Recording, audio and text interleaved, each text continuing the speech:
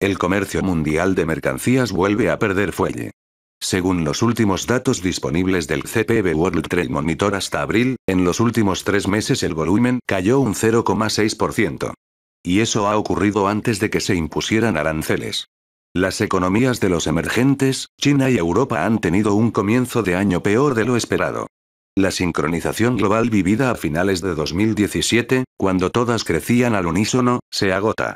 La preocupación de expertos y organismos consiste en que las medidas proteccionistas agudicen este proceso de ralentización del comercio y que este acabe convirtiéndose en un serio lastre para el crecimiento global. El comercio mundial da señales de debilidad según los últimos datos disponibles, todos ellos anteriores a que empezasen a adoptarse medidas proteccionistas.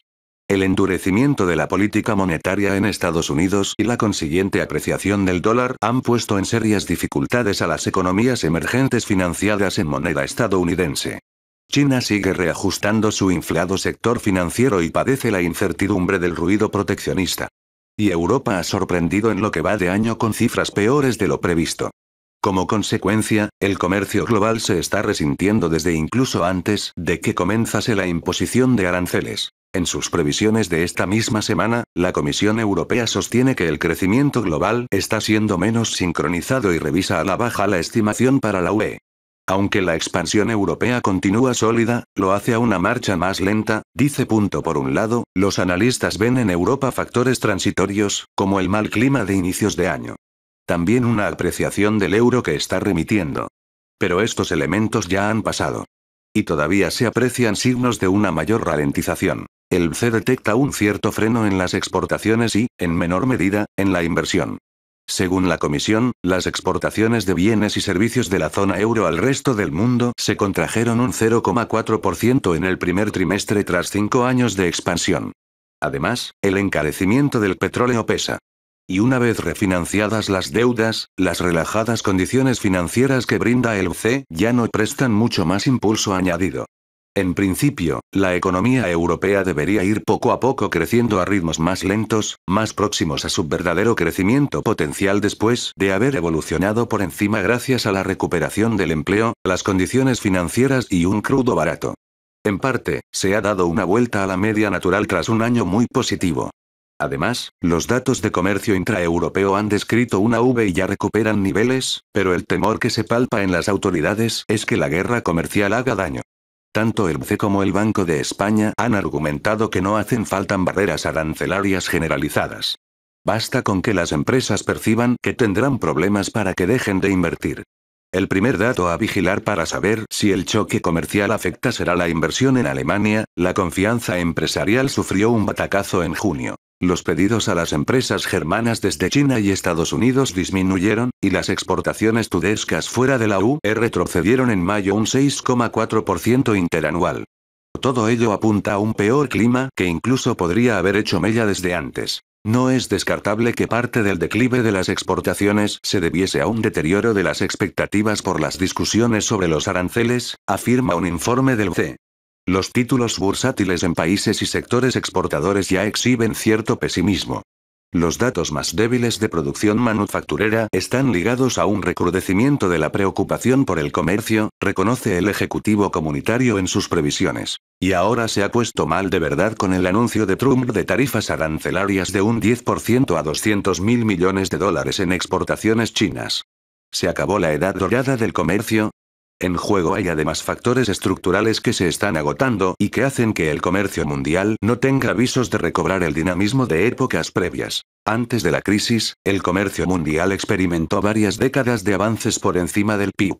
La caída de costes de las comunicaciones y la incorporación de China y Europa del Este a los acuerdos de comercio internacional provocaron una rápida expansión.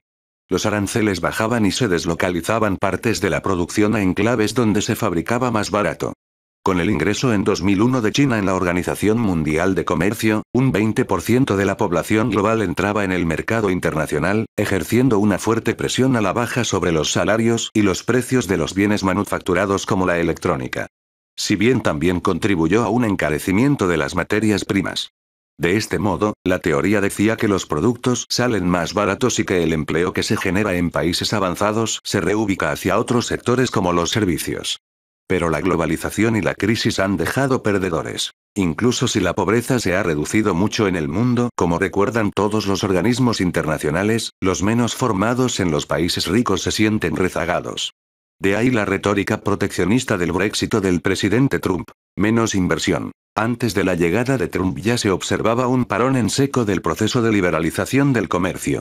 El número de acuerdos comerciales se ha desplomado durante la última década, advierte el BCE. Y luego está el problema de la inversión. Un informe del FMI apunta que en los últimos años un cóctel de falta de financiación e inversión ha socavado el comercio.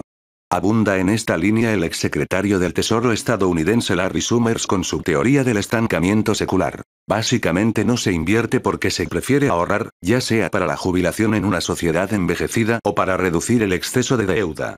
También influye el hecho de que haya unas perspectivas pésimas de incrementos de la productividad, lo que al final se traduce en que compensa menos invertir.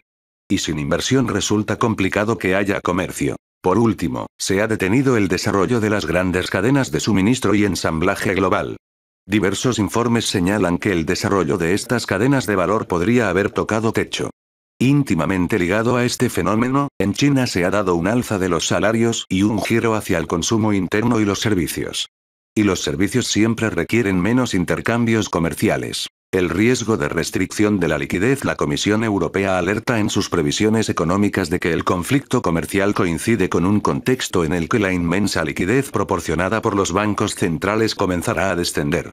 De hecho, la Reserva Federal de Estados Unidos ya inició una política más restrictiva a principios del año pasado.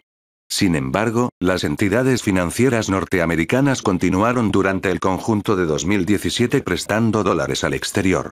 Hasta que con la normalización monetaria el billete verde empezó a apreciarse y puso en evidencia los problemas de muchos países emergentes para devolver sus deudas en divisa estadounidense. Como resultado, en 2018 los bancos americanos cortaron su financiación en dólares fuera de Estados Unidos. Uno de los factores que más perjudica al comercio es la restricción de la liquidez en dólares, explica Alberto Matellán, economista jefe de inversiones de Mapfre. Esto implica que la inversión, el comercio y, por tanto, la capacidad de crecimiento podrían verse restringidas.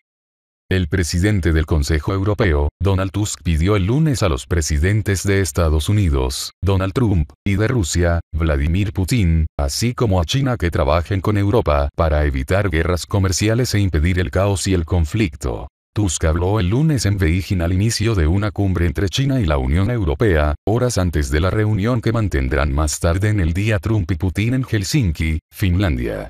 Todos estamos conscientes de que la arquitectura del mundo está cambiando frente a nosotros y es nuestra responsabilidad común adoptar cambios para bien, dijo Tusk. La semana pasada, Tusk arremetió contra las constantes críticas de Trump a sus aliados europeos y lo instó a recordar quiénes son sus amigos cuando se vea con Putin. En la capital china, el mandatario comunitario apuntó que Europa, China, Estados Unidos y Rusia tienen el deber común de no destruir el orden mundial, sino mejorarlo mediante reformas a las reglas del comercio internacional. Es por esto que pido a nuestros anfitriones chinos, pero también a los presidentes Trump y Putin, que comiencen juntos este proceso a partir de una profunda reforma de la OMC, declaró Tusk antes, refiriéndose a la Organización Mundial del Comercio por sus siglas. Todavía hay tiempo de evitar el conflicto y el caos. Washington impuso aranceles del 25% a importaciones chinas valoradas en $34.000 millones en respuesta a las quejas de que Beijing está perjudicando a las empresas estadounidenses al robarles o presionarlas para que entreguen su tecnología. Además aplicó nuevos gravámenes al acero y aluminio de aliados como Canadá, México y la Unión Europea. El bloque de 28 naciones respondió con nuevos impuestos a bienes estadounidenses por importe de $3.250 millones. China y la UE acordaron tomar medidas para salvaguardar el libre comercio y el sistema regulatorio multilateral global, señaló el primer ministro de China, Li Keqiang, también el lunes.